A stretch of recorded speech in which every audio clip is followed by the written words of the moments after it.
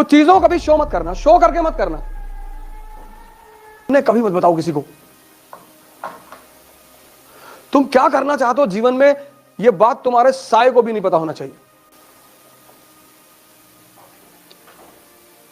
क्योंकि दुनिया एक चीज के लिए तैयार बैठी है, डिस्टर्ब करने के लिए। और दुनिया तैयार बैठी है तुम्हारे घर से लेकर बाहर तक सब। लेकिन दुनिया एक आदमी से नहीं उलझती, पागलों से।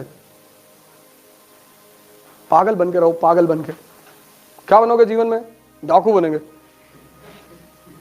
कोई तुमसे बात ही नहीं करेगा। छत पे बैठे हो, कोई किताब लियो, उसका एक एक पन्ना फाड़ के हवाई जहाज बना के उड़ा रहे हो। तुमको कोई छेड़ेगा ही नहीं, मोहल्ले में, रिश्तेदारी में, गांव में, कह रहे डिस्टर्ब वैसा। हर जगह नेता बनने की जरूरत नहीं है। शादी में गए हो, बोले जा रहे हो, इंडिया के राजनीति पर बता रहे हो, पॉलिटिक्स में, हर आदमी तुम्हें देख रहा है, चौबे जी का लौंडा बहुत पढ़ रहा है। इस दुनिया में हर आदमी तुम्हें डिस्टर्ब करने के लिए बैठा हुआ है। और जब तुम कुछ करना शुरू करोगे ना, तो ऐसी ऐसी कहानियां तुम्हारे बारे में मेरे बारे में तो उड़ाई नहीं गई, सब सही है। मेरे बारे में जितनी कहानियां बताई गई वो सब सही है, तुम्हारे बारे में उड़ाई जाएंगी। तुम कभी, बहुत लोग बहुत दुखी होते हैं कि यार हमने ये तो जीवन में नहीं किया। हाँ, तो इसीलिए तो कहा जा रहा है मैंने तो किया। मेरे दोस्तों को, जब मेरे साथ क्लासमेट वगैरह हैं और जो लोग साथ रहे हैं कभी किसी जमाने में, और जिन्होंने मुझे देखा है जलते हुए, उनको बड़ा आश्चर्य हुआ। अरे लगे गाना गाने, तो लोग हमसे पूछ रहे कि वो ऐसे कह रहे थे, सही कह रहे थे। तुम इज्जत की चिंता मत करो, तुम अपनी यूटिलिटी की चिंता करो। तुम अगर लोगों के काम के हो, सब तुमको इज्जत देंगे।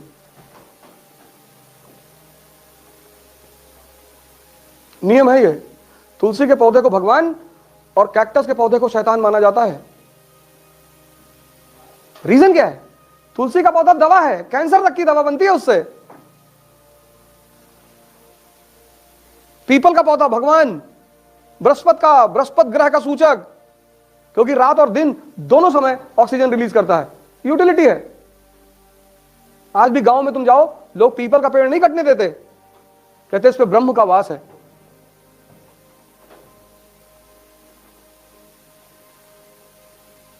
नीम औषधि है। आज भी गांव में लोग नीम के पेड़ पे जल चढ़ाते हैं। अंग्रेज आए, वो तुम्हारे ऊपर हंसी उड़ाने लगे, तुम डर गए कि अरे यार हम यार पागल है, पेड़ पे जल चढ़ाते। तुमको एक आदमी पेन देता है, तुम थैंक यू बोलते हो। पेड़ शिव का रूप है। शिव कौन? जो जहर पी ले, मतलब CO2, कार्बन डाइऑक्साइड, और जो अमृत दे दे, यानी ऑक्सीजन।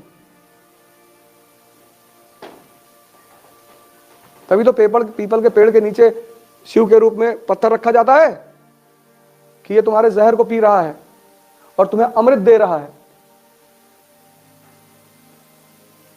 पश्चिम के लोग आकर तुम्हारे ऊपर हंसने लगे, ये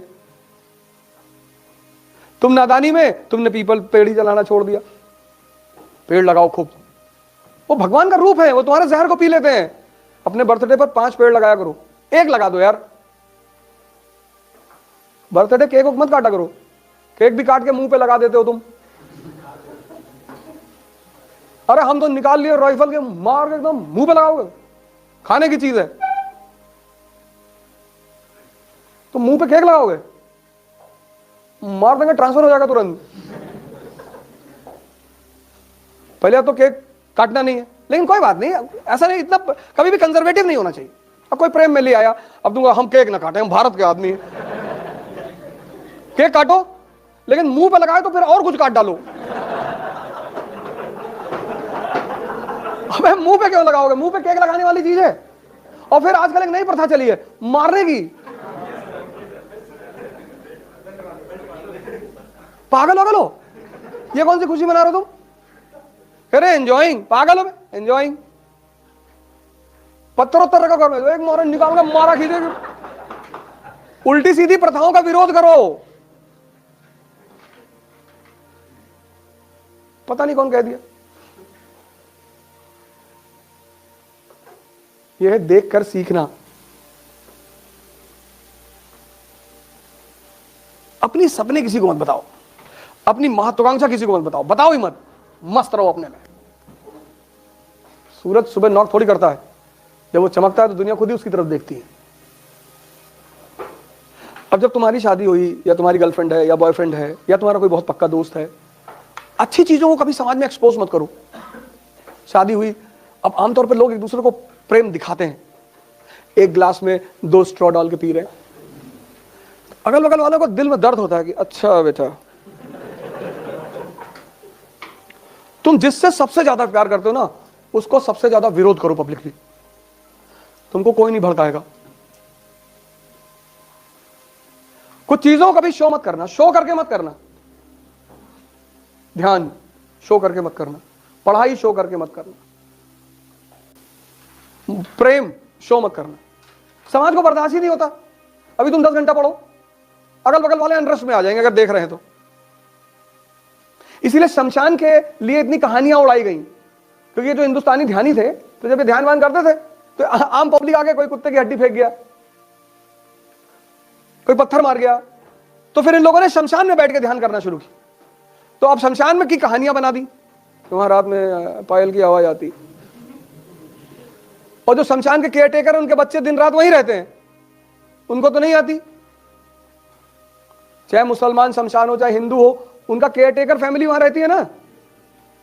हमारा स्कूल है फातिमा स्कूल गोंडा में, तो हमारे स्कूल के जस्ट बगल में मुस्लिम कब्रिस्तान है। तो जो कब्रिस्तान के केयर टेकर थे, उनके बच्चे उसी कब्रों पे खेलते थे। तुमने एक बार उस केयर टेकर से पूछा, मैंने कहा भाई साहब आपको डर नहीं लगता? बोला भैया डर तो जिंदा आदमी से लगता है, ये तो सब बेचारे मर गए।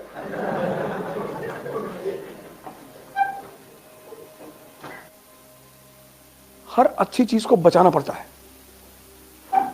7 साल कंपनी की अचीवमेंट पर्दे में किसी को पता ही नहीं चला। इससे पूछा गया कि ऐसा क्यों किया तुमने? इसने कहा मुझे डर था कि भारत के राजा कहीं फेडरेशन न बना ले, संघ, कहीं उनको हमारी उपलब्धि पता चले तो एकजुट न हो जाएं। प्रिकॉशन। क्यों किया उसने? प्रिकॉशन। लिखो, प्रिकॉशन।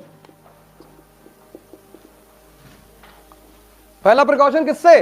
भारत के राजाओं से, कि उन्हें पता चले और वो संघ बना ले हमारे खिलाफ, तो ये बच्चा कैसे लड़ेगा? लड़ ही नहीं पाएगा। अब तुम गांव बता दिया माइस की तैयारी कर रहे हैं, और तुम्हारा जो गाय भैंस रखने का मड़ा है उसमें पड़ोसी ने आग लगवा दिया। अब तुम्हारे पापा फोन किए कि यार किसी ने वो खैरानी फूंक दी यार, तो तुम वहां डिस्टर्ब हुए कि नहीं? तुम्हारे घर में एक भैंस है 80,000 रुपए की, गांव वालों ने खुलवा के बिकवा दिया,